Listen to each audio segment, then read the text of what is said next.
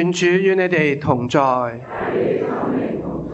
恭讀聖若望福音。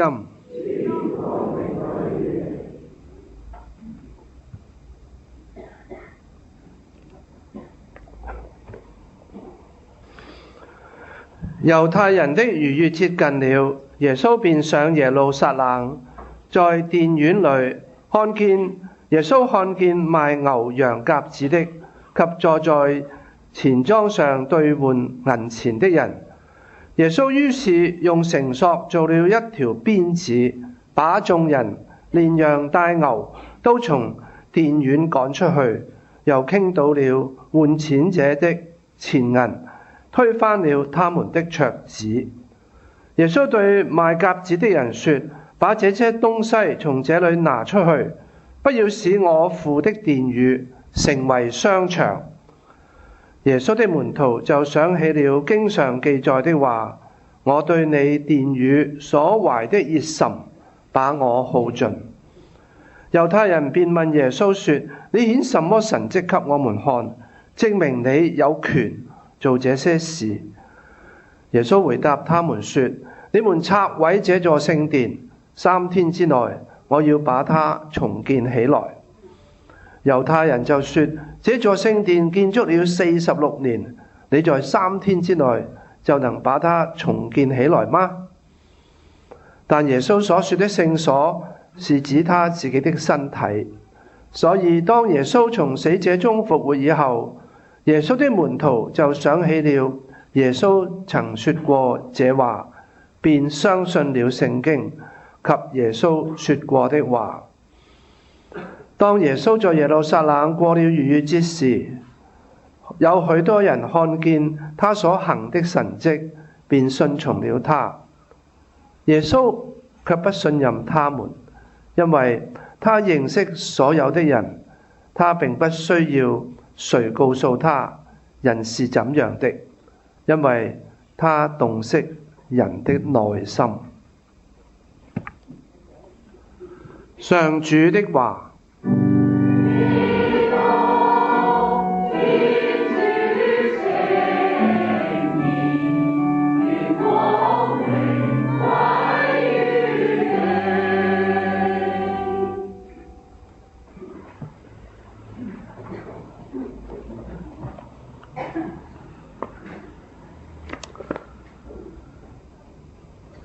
唔好將我父嘅殿宇聖殿變為商場。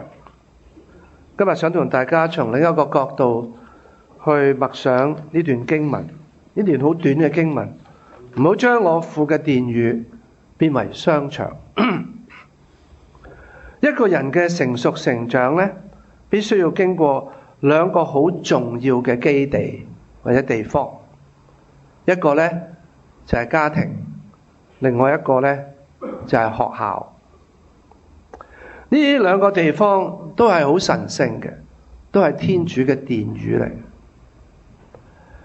家係我哋嘅出生地，係我哋受保護最先經驗到愛同被愛嘅地方，亦都係學習做人基本嘅禮貌啦，同人哋相處應該有嘅規矩啦，以至到分辨是非對錯最早嘅良心嘅培育教室嚟。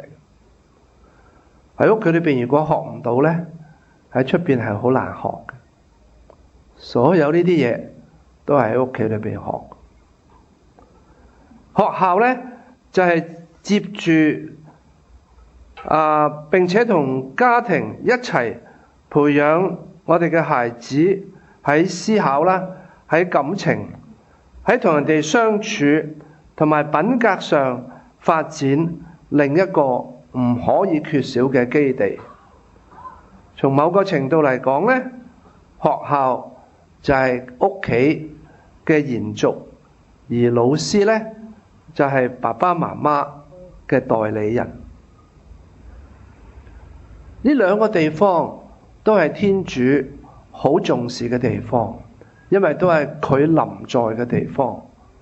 屋企有天主嘅臨在，學校同樣都有天主嘅臨在。唔係因為呢間係天主教學校、基督教學校有十字架，所以天主就臨在。所有學校都有天主嘅臨在，而所有嘅家庭都有上主嘅臨在，因為都係天主嘅殿宇。我哋嘅孩子呢，並唔係白紙一張。成日聽人話細路仔白紙一張，咩都冇嘅，你染佢黑就黑，染佢紅就紅，其實係錯嘅。細路仔唔係白紙一張，細路仔出世已經係一出世就一個充滿咗潛能、有待開發嘅個體。每個生命嚟到呢個世界，都係帶住上主嘅祝福，同埋佢俾呢個獨特嘅孩子呢，有獨特嘅禮物，所以佢已經係好唔同嘅一個生命嚟嘅。所以佢唔係白紙一張，但係要佢呢個潛能，要佢將天主俾佢嘅呢個天賦，佢個獨特嘅地方能夠發揮出嚟嘅鎖匙呢，就係教育。良好嘅教育，無論係家庭教育或者學校教育，係讓孩子嘅潛能夠向良好嗰方面發展。但係不良嘅教育，無論喺家庭或者學校呢，都係將孩子嘅潛能導向負面嘅發展。所以家庭同學校都係上主所重視同珍惜嘅兩個地方，都係佢嘅聖殿。因為佢將自己嘅仔女，即係天主自己嘅仔女，交託咗俾屋企裏邊嘅爹哋媽咪，同埋學校裏邊嘅老師，讓爸爸媽媽同老師代佢去撫養教育佢天主嘅子女。呢兩個地方神聖得就一如聖堂、聖殿一樣。我哋嚟到聖堂，我哋都會好收斂、好恭敬，因為呢度係我哋喺度祈禱啦，喺呢度聽天主聖言，一齊讚頌天主嘅地方。其實大家唔好忘記，其實你嘅屋企都係，你讀書嘅地方其實都係。知識，你喺學校讀書，你學咁多知識做乜嘢？原因就係知識，你之所以要學知識，係因為你愛世間嘅事物，你好想明白佢究竟係點樣嘅，所以你去學呢啲知識。如果你嘅心冇愛呢，你係學唔到知識嘅。而同樣，你學到咁多知識做乜嘢啊？其實就係想將呢啲知識轉化咗，成為有益呢個世界、呢個社會，改進呢個世界、改進呢個社會嘅材料。所以你學嘢其實都係為愛。冇咗呢一樣嘢呢，我哋讀書就讀得好辛苦，同埋冇意思啊。不過可惜嘅係，今日嘅社會有意無意、有知或者無知，或者係故意咁將呢個聖殿、將主嘅聖殿變為商場。商場係一個咩嘅地方？商場係一個用金錢同埋貨物交換嘅地方。我俾錢你，你就俾嗰啲貨我，好公道㗎，係咪啊？即係我哋唔講真貨假貨啦，總之係就係物物交換嘅地方嚇。我俾錢，我收貨，亦都係利潤追求嘅地方。你開商場，你賣嘢一定係想賺錢，係尋求慾望滿足嘅地方。我好中意嗰件衫，好中意，其實都唔係好需要嘅，不過實在太中意啦。所以呢，你去俾錢，然後買咗嗰件你嘅心頭好，都係滿足我哋慾望嘅地方，係消費享受嘅地方。我哋去一啲比較高檔啲嘅地方啦，咖啡室也好，或者酒樓餐廳也好啊，都係去消費、去享受。商場嘅存在本身並冇不妥，因為商場係需要嘅，冇咩唔妥嚇，甚至係必須嘅。但係唔係每個地方都應該係商場，聖堂唔應該係商場，係嘛？法院唔應該係商場，政府總部都唔應該係商場，唔應該係商場，消防局唔應該係商場。所以特別係家庭同埋學校更加唔應該係商場。前幾年咪李麗珊咪講咗句名言嘅，咁啊全城嘅人都岌頭喎。佢話咩啊？養一個細路仔咧咩啊？要佢成才咧要400萬，而家唔止添啦，應該唔止400萬。哇！如果要養一個細路仔成才，要400萬先夠嘅話，咁就即係如果經濟能力差啲嘅家庭，係咪就注定自己嘅仔仔女女唔能夠成才？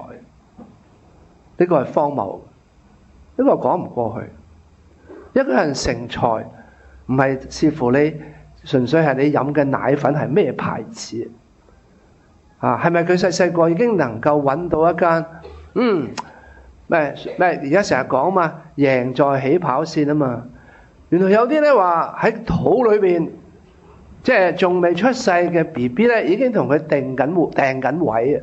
喺唔知乜學校、幼兒園、幼稚園已經訂住位排隊啊！使唔使咁呢？一個小朋友將來能夠成唔成才，係咪視乎佢入邊一間學校？我同意嘅，有啲學校佢嘅校風係比較好，佢哋嘅教學嘅質素係唔錯嘅，咁我同意。但係問題就係，即係如果我哋只係將即係呢啲學校都幾乎變成係商品。你知唔知有啲學校呢，你要入去呢，要咩啊？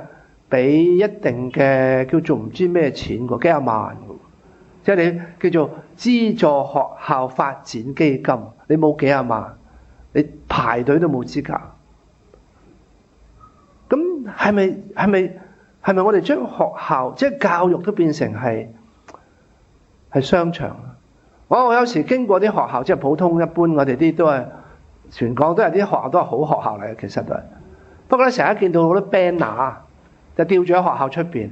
我今年咧有幾多個乜啊？咁我又攞咗幾多獎，使唔使咁樣宣傳啊？咁不過我又話喎，家長係需要知道喎。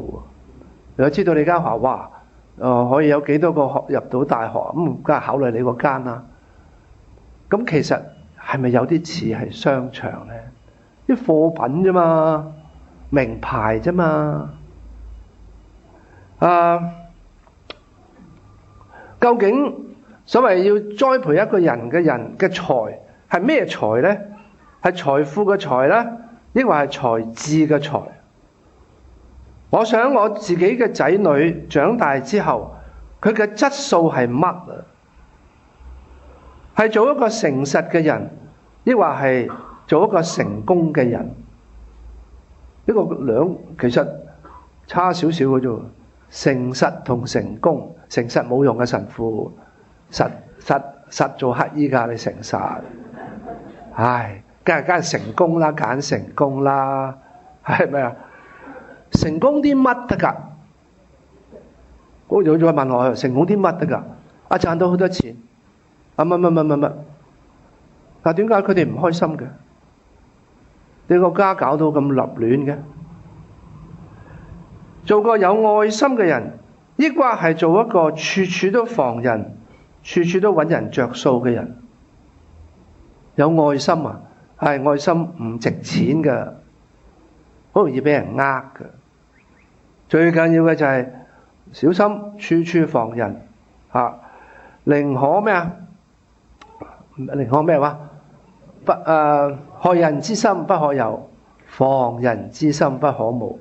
話呢啲係古老嘅名言，我哋就奉為名言。但係當耶穌教我哋，你哋嘅話係就係，非就非，多一句少一句都要受審判。唔好指住天發誓，因為個天唔係你嘅；唔好指住地發誓，都唔好指住自己嘅頭髮發誓，因為你嘅頭髮天主都一一數過。所以我哋想培育啲乜嘢嘅人，係個令人負我，我不負人嘅人啦，嘅人才啊，定抑或係一個寧我負天下，也不讓天下人負我，好似曹操咁嘅人呢？呢個係聖殿或者商場嘅家，以及學校嘅家庭教育同埋學校教育最唔同嘅地方。你究竟你想你嘅學校、你嘅屋企培養個乜嘢嘅人？係一個商場出嚟嘅人，定抑或係一個聖殿裏邊出嚟嘅人？我哋嘅學校都好唔到邊一度。精英固然係要多加培育，但係一早將學生就分成三級制，唔單止係咪就係其實等於我哋商場裏邊嘅咩上價貨、中價貨、下價貨，甚至減價貨一樣啫嘛？點解我哋要咁樣分我哋嘅小朋友？成績至上仍然係我哋嘅大潮流、大方向。成績高低，我哋以成績高低論英雄。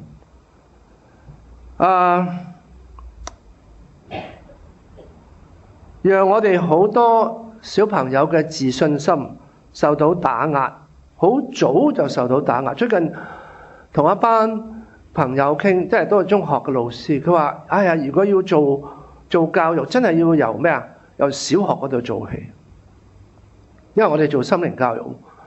佢要做真係要由小學嗰度開始，因為其實而家上咗嚟中學咧，好多細路仔已經俾打沉咗，根本就唔夠力，冇興趣。點解？小學嘅時候已經喺度咩啊？以成績論英雄。咁我唔係話我哋讀書唔要勤力，要爭取好成績，即係呢個絕對我哋要努力嘅，因為成績只係一個指標嚇。不過如果純粹以呢一樣嘢嚟衡量一個人有用冇用呢，其實我哋係侮辱緊天主。耶穌嘅12個門徒裏邊唔係有幾多個識字嘅啫，馬竇係識字嘅，因為佢要做咩啊？做要打算盤，佢係識字。其實好多伯多祿呢啲咁嘅都唔識字，若望可能年輕啦，所以比較好啲。其他啲都唔覺經傳，唔知係佢哋麻麻地啊。可能 Thomas 唔係余達斯，佢都可能識幾個，因為佢管錢噶嘛。余達斯係管錢嘅，所以我哋連最基本嘅天生我材必有用都忘記得一乾二淨。所有人嘅智力、能力、才智只規範喺中英數3科嘅成績上邊。呢個唔係商場經營係乜呢？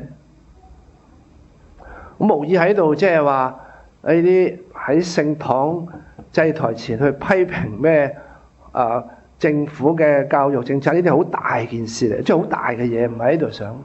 我只係想話俾大家聽，在座各位做家長、做老師嘅，要珍惜我哋嘅家、我哋嘅學校，唔好讓佢成為一個商場。佢係一個聖殿嚟，喺嗰度有天主嘅臨在，係天主將佢嘅仔女交託咗喺你嘅手上邊，請你代佢好好咁教佢讀書識字，教佢點樣做人，教佢學習禮貌，教佢點樣同人哋相處。呢個係天主交託俾我哋每一個做父母嘅、做老師嘅一個好神聖嘅責任。所以個學校係神聖嘅，個家都係神聖。讓我哋嘅家、我哋嘅學校能夠成為真係好似聖經上面所講嘅一塊流奶同流蜜嘅福地。奶係乜嘢？就係滋養啦，身體上邊嘅滋養啦，精神上邊嘅滋養啦，即係知識啦等等，品格上邊嘅滋養。呢個就係流奶嘅地方，但係流蜜係咩呢？蜜就係生命嘅甜蜜，就係讓我哋嘅小朋友自細喺屋企裏邊、喺學校裏邊，能夠感受到生命嘅甜蜜。咩叫生命嘅甜蜜啊？就係佢覺得做人係一件真係好好嘅事。能夠喺屋企裏邊做爹哋媽咪嘅仔仔女女，真係好開心。能夠返學，能夠讀書，能夠有老師愛錫，哇！真係好開心。能夠有班好好嘅同學仔一齊，呢個就係生命嘅甜蜜。而當我哋能夠提供到呢啲奶同蜜嘅時候，我哋嘅家，我哋個學校就成為一塊流奶同流蜜嘅福地，然後成為上主嘅殿宇。今日早同大家講嘅分享嘅呢啲嘢，固然都係好理想啦嚇，唔容易做嘅。不過千里之行，始於足下。由你開始，由你做爹哋媽咪嘅開始，由你做老師嘅開始。咁我哋就會睇到，原來天主嘅殿宇呢，唔係只係喺香港。如果講天主教呢，我哋大概好似有唔知50幾間聖堂，我唔知有冇記錯啦，唔知有冇多咗而家定少咗，有50幾間聖堂。天主嘅殿宇唔係只係喺呢50幾間聖堂裏邊，天主嘅殿宇係喺每一個教友嘅家庭，每一間我哋奉天主為名嘅學校裏邊，盼望我哋嘅未來下一代能夠享受到嘅唔係商場嘅訓練，而係聖殿嘅栽培。天主